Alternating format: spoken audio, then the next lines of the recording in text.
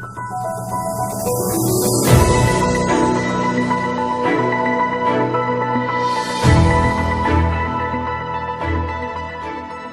نړۍ تر ټولو ټیټ قد لرونکي ښځه جیکي چن د چین د سینما په تاریخ کې د الجزایر په صحرا کې سیمیول لیټل د سلفي ګټه. سلام، وخت بخیر. زه ګلاب ظهیر یم او تاسو ګلاب یوټیوب چینل ګورئ.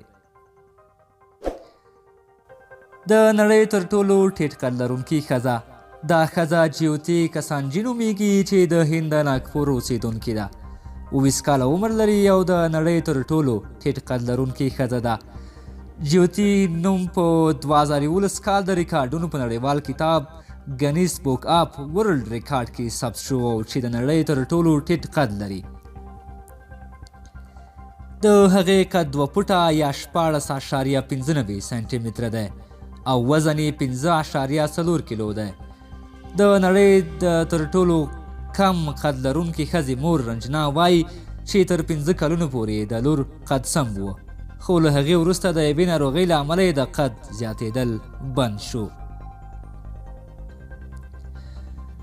د چین د سینما په تاریخ کې چې څومره خواري جیکي چن کړې ده بل به هیڅ چا هم نه وي کړې. د پښې د خچي ګوتې څخه د سر تر کوپړۍ پورې ټول هډوکي مات شوي دي. د ښه کار په خاطر یې افتخاري اوسکار جایزه هم ګټلې ده.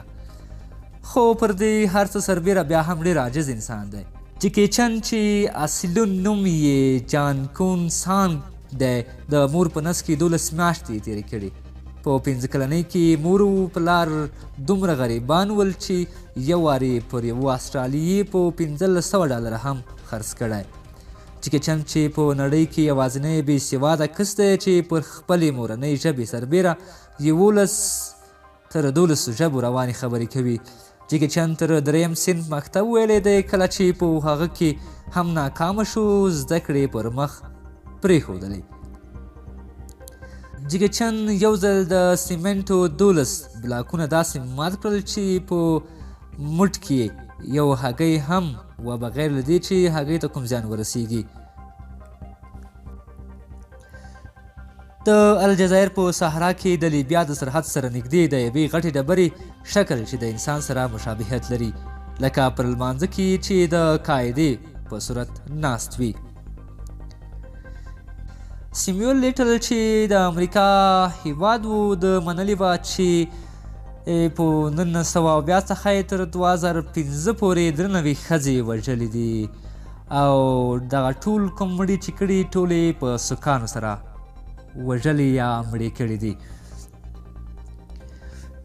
د سلفي ګټه یوه ښځه په استرالیا کې د اسانو په سیالۍ کې $825 ګټلي وو او دې ټیکټ سره یې سلفي فیسبوک ته پورته کړی وو او په سلفي کې پر ټیکټ باندې د بارکوډ څخه په ګټه اخیستنې سره یو کس د دې ټولې پیسې خپل ځان ته استولې وي او دی پر خالي میدان پرېښودلې وه.